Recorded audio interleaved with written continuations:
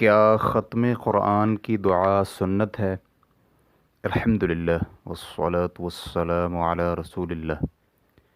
سوال کیا گیا ہے کہ مجھے سنت سے ثابت شدہ ختم قرآن کی دعا ارسال کر دیں۔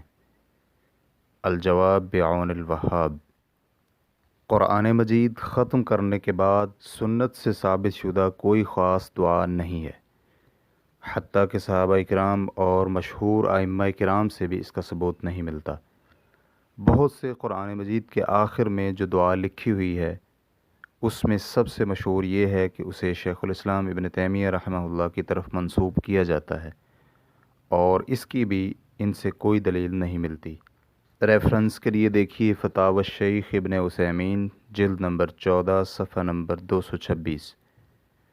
قرآن پاک کو ختم کرنے کے بعد کی جانے والی دعا یا تو نماز میں یا پھر نماز کے علاوہ ہوگی۔ نماز میں تو قرآن مجید ختم کرنے کی کوئی دلیل نہیں ملتی، لیکن نماز سے باہر کے بارے میں انس رضی اللہ عنہ سے مروی ہے کہ انہوں نے ایسا کیا تھا۔ شیخ ابن عثیمین رحمہ اللہ سے یہی سوال کیا گیا، رمضان المبارک میں قیام اللیل میں ختم قرآن کی دعا کرنے کا حکم کیا ہے؟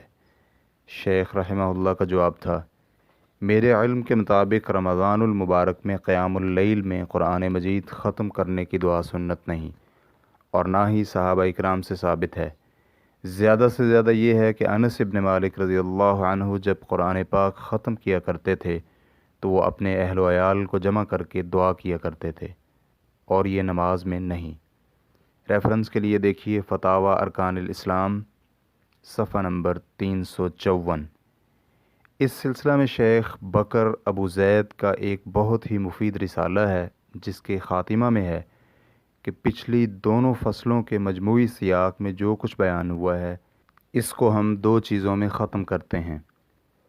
پہلی چیز، ختم قرآن کے متعلق مطلقاً دعا کرنا۔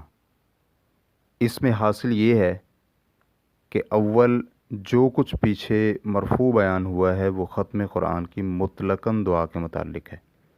نبی اکرم صلی اللہ علیہ وآلہ وسلم سے اس کے متعلق کچھ بھی ثابت نہیں، بلکہ یا تو وہ موضوع ہے یا پھر ضعیف، اور قریب ہے کہ مرفوع کے معتمد باب میں قطعاً عدم وجود ہو، کیونکہ جن علماء کرام نے علوم قرآن اور اس کے اذکار کے متعلق لکھا ہے، مثلاً امام نووی، ابن کثیر، قرطبی، سیوطی رحمہم اللہ، ان سب نے وہ کچھ بیان نہیں کیا جو ذکر کیا گیا ہے، اور اگر ان کے پاس کچھ ہوتا جس کی سند صحیح اور اعلیٰ ہوتی تو وہ اسے ضرور ذکر کرتے۔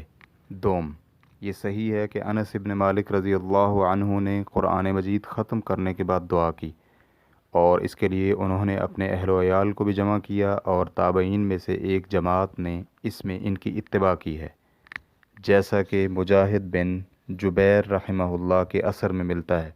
سوم، امام ابو حنیفہ اور امام شافعی رحمہ اللہ کے ہاں اس کی کوئی مشروعیت ثابت نہیں، اور امام مالک رحمہ اللہ سے مروی ہے کہ یہ لوگوں کے عمل میں سے نہیں، اور رمضان المبارک میں قیام اللیل میں ختم قرآن سنت نہیں۔ چہارم، قرآن مجید ختم کرنے کے بعد دعا کا استحباب امام احمد رحمہ اللہ سے ہے، جیسا کہ ہمارے حنابلہ علماء کرام سے منقول ہے، اور مذاہب ثلاثہ کے متأخرین میں سے بعض نے اس کا اقرار کیا ہے۔ دوسری چیز، نماز میں ختم قرآن کی دعا کرنا۔ اس کا خلاصہ یہ ہے، اول، جو کچھ بیان ہوا ہے اس میں سے ایک حرف بھی نبی علیہ الصلاۃ والسلام یا کسی صحابی سے ثابت نہیں جو نماز میں ختم قرآن کے بعد رکوع سے پہلے یا بعد میں اکیلے یا امام کے لیے دعا کی مشروعیت ثابت کرتا ہو۔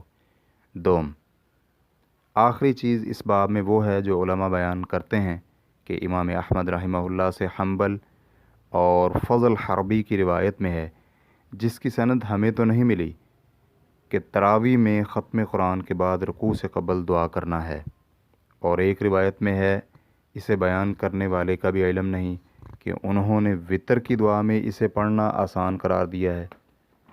ریفرنس کے لیے دیکھیے مرویات دعاء ختم القرآن، واللہ تعالی اعلم، اسلام کیو اے ریکارڈنگز، مؤسسۃ الشیخ صالح المنجد، المملکۃ العربیۃ السعودیہ، فتویٰ نمبر 65581۔ والسلام علیکم ورحمۃ اللہ وبرکاتہ۔